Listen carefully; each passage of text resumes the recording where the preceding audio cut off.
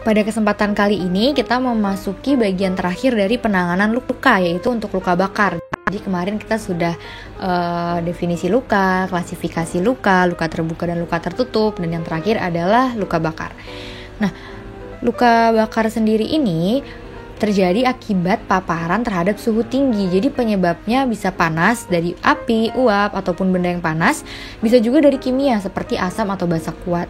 Bisa juga dari listrik, semisal terkena kilat ataupun kesetrum. Dan dari radiasi, ini radiasi yang cukup kuat ya, dari sinar matahari ataupun bahan radioaktif. Nah, penyebabnya ini harus diselidiki dan jangan berasumsi. Nah, harus diselidiki dengan pemeriksaan lengkap untuk mencegah cedera serius lainnya. Nah, derajat keparahan dari luka bakar itu ada 3. Yang pertama ada derajat 1 atau superficial. Jadi ini rusaknya hanya pada bagian luar, kulitnya tampak kering kemerahan, sedikit edema pada luka, jarang terasa sakit, tapi masih mungkin nyeri dan kadang bengkak. Nah, derajat kedua adalah partial thickness. Jadi ini rusak pada kulit ari dan sebagian kulit bagian dalam. Ini kulitnya tampak bergelembung, kemerahan, dan terasa sakit. Yang terakhir adalah full thickness, jadi rusak pada seluruh kulit ari, bagian dalam, dan lapisan di bawahnya. Tampak jaringan putih, pucat, atau gosong, dan ini tidak nyeri umumnya, menurut teorinya. Selanjutnya adalah tingkat luas luka bakar menggunakan rule of 9. Jadi membagi daerah tubuh dengan persentase 9% per daerah tubuh. Nah, jadi untuk bagaimana 9%-nya ini bisa dilihat pada video dulu. Jadi memang untuk kepala misalnya 9%, kemudian tubuh itu 36 karena ada 18 dan 18, seperti itu. Jadi kelipatan 9 ya, 9 dan kelipatan 9.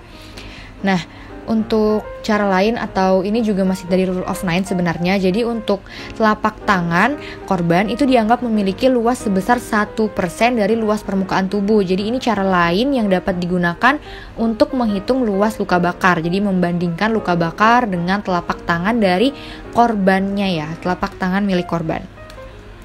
Nah, berdasarkan tingkat keparahan dan luas luka bakar tadi, itu bisa diklasifikasikan menjadi yang pertama luka bakar berat atau kritis. Nah, itu jika luka bakar derajat 2 lebih dari 25% ataupun seperti yang tertulis pada video. Kemudian juga bisa luka bakar sedang dengan ketentuan seperti di video, dan yang terakhir adalah luka bakar ringan dengan ketentuan yang juga sudah tertulis gitu ya. Nah, selanjutnya adalah penanganan dari luka bakar. Untuk awal yang perlu dilakukan itu bisa stop, drop, and roll. Jadi ini hentikan, jatuhkan, dan gulingkan untuk memadamkan api pada baju. Kemudian sebagai penolong kita harus menjaga diri agar tidak menjadi korban. Jadi semisal korbannya ini terkena aliran listrik tegangan tinggi, jangan kita pegang begitu saja, tapi mengusahakan untuk memadamkan aliran listrik dari sentral. Nah, bila tidak memungkinkan, tadi jangan langsung dipegang, tapi menggunakan alat bantu yang tidak menghantar listrik. Nah, apabila anggota tubuh korban yang terkena luka bakar ini masih dalam jangka waktu kurang dari 2 menit, bisa menghentikan kerusakan dengan menyiram dengan air dingin atau air biasa. Nah, untuk penanganan secara umumnya, jadi ada 7 langkah. Jadi jauhkan korban dari sumber panas, lepaskan hal yang mengikat, kecuali hal tersebut ada pada luka korban.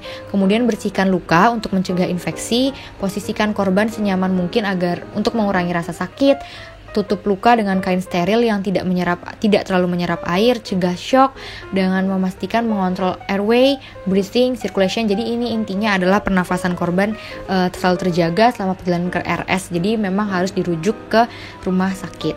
Dan kemudian catatannya adalah jangan memberikan salep ataupun lotion, jangan juga memecah gelembung tipis atau lepuhannya.